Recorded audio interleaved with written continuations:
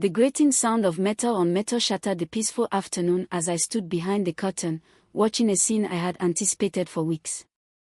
On my front porch, a woman in a fitted navy blazer twisted her face into a mask of frustration while jamming a key into my front door lock. Olivia Turner, president of the Meadow Ridge Homeowners Association, clearly wasn't expecting resistance. The key turned partway before catching with a harsh metallic groan.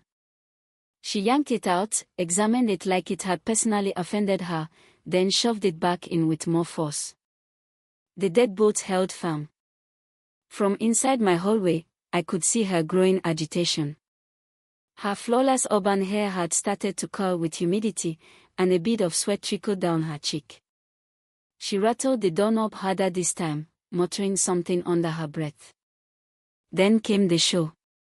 She stepped back, pulled out her phone, and dialed with an air of righteous authority. "Yes, this is Olivia Turner, president of the Meadow Ridge HOA. I need police assistance immediately. I'm at 91 Hawthorne Drive. A tenant is refusing lawful access to the property. He's changed the locks without permission and is blocking a mandatory inspection." Her voice rose for effect, laced with practiced panic. I picked up my own phone and waited for the familiar voice on the other end. Right on cue, came the calm tone of dispatcher Carla Simmons. "She's on the other line. Want me to handle it the usual way?" I smiled. "Yes, please. I've got the paperwork and video footage ready." "How soon until the officers get here?" "Unit 5 is 2 minutes out.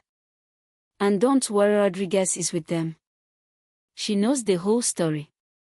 6 months earlier, I had moved into this quiet cul-de-sac, drawn by its clean sidewalks and peaceful yards.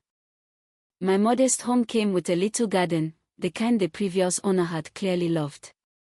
Everything felt perfect until Olivia showed up. 2 weeks after I moved in, she knocked on my door, clipboard in hand, lips stretched in a tight smile that never touched her eyes. "Welcome to Meadow Ridge," she chirped. "I'm Olivia Turner, your HOA president. I need to conduct a standard interior inspection to ensure compliance with our community standards." I had already read the HOA documents. "Interior inspections weren't a thing." "I've reviewed the guidelines," I said politely. "There's no requirement for interior inspections." Her smile vanished. "I'm afraid you misunderstand," she replied in a tone you'd use with a child. "As HOA president, I have master key access for emergency checks and compliance." I pushed back. Section 4.7, the one she quoted, didn't exist.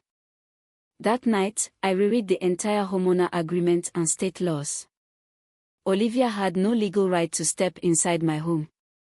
The HOA could monitor exterior conditions, paint colors, landscaping, mailbox design, but the inside was off limits. The next morning, I hired a locksmith. Out went the builder-grade locks.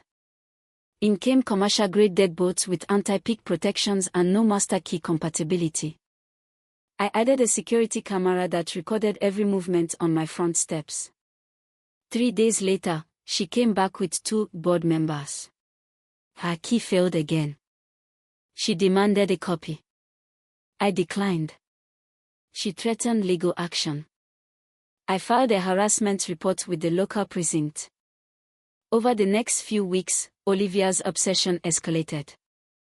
She left notes taped to my door citing violations that didn't exist. My porch light was too bright, my bird feeder attracted unapproved wildlife, and my garden gnome apparently didn't meet the neighborhood's visual harmony standards. It was laughable until it wasn't. She started pounding on my door at odd hours. Claimed there were gas leaks, structural dangers, emergency inspections needed. Every incident was recorded. Every report filed. Rodriguez, the officer handling my case, told me I wasn't alone. "She thinks HOA president means neighborhood sheriff," she confided. When Olivia parked her SUV across the street one afternoon with a telephoto lens aimed at my house, I knew something bigger was coming. I called the dispatch center, explained the situation, and set up a safety phrase system with Carla. If Olivia ever called 911 again to fabricate an emergency, Carla would contact me first. That moment came sooner than I expected. I watched Olivia approach my front door, this time carrying a manila folder and her infamous key. She tried the lock. Nothing.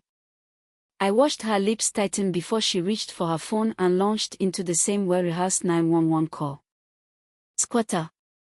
Refusing inspection. Dangerous. I dialed Carla. Gave her the code phrase. She confirmed Olivia was on the other line. Cops are en route anyway. But they've been briefed. Just hang tight. When officers Rodriguez and Chase arrived, Olivia didn't miss a beat. She met them at my door, full of theatrical outrage. This man refuses lawful inspection.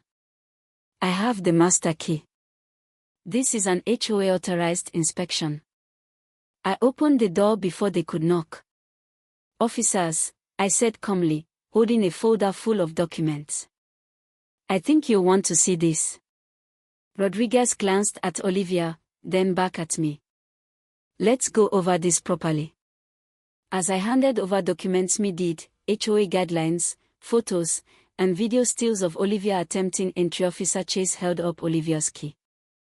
Ma'am, where exactly did this come from? The builder, she snapped.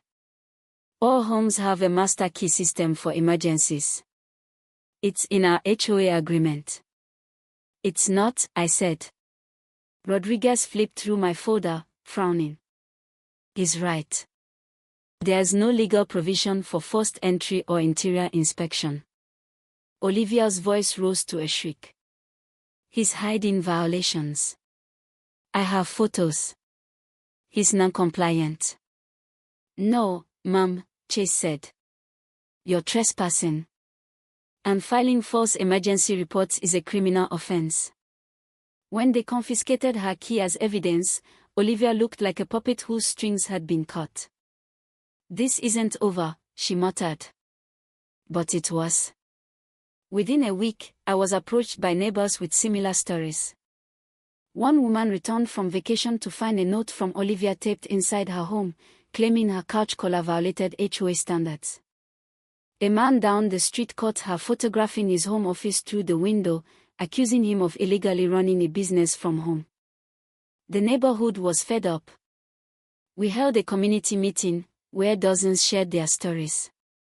Many had believed Olivia when she claimed to have master key rights. We collectively filed a complaint and demanded her removal. The next board meeting was packed. Olivia sat silent as resident after resident recounted her unauthorized entries and fabricated rules. Her lies crumbled when Mrs. Bennett, a soft-spoken widow, produced receipts showing Olivia had paid a locksmith to rekey homes to fit her custom master keys without consent. She'd forged board meeting notes, created fake budget documents, and installed duplicate locks on at least 15 homes. The police opened a full investigation. That master key wasn't just a lie, it was part of a broader fraud. Olivia had partnered with a shady locksmith, profiting off fear and compliance. She'd even sold duplicate keys to third parties, private investigators, debt collectors, and others with unknown motives. In the end, Olivia was charged with multiple counts of unlawful entry, conspiracy, and filing false police reports.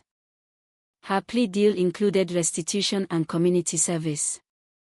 She sold her home, disappeared, and Meadow Ridge finally exhaled. A young family moved into her house. When we met, they told me they'd heard about the crazy HOA lady who tried to turn a neighborhood into her kingdom. We love this place, the father said. Because people here stand up for each other. I looked across the street at the porch Olivia used to stock from, now covered in chalk drawings and toys. The master key she used to terrorize us turned out to be worthless. But the real power came from knowing our rights and refusing to hand them over to someone who never had any authority to begin with.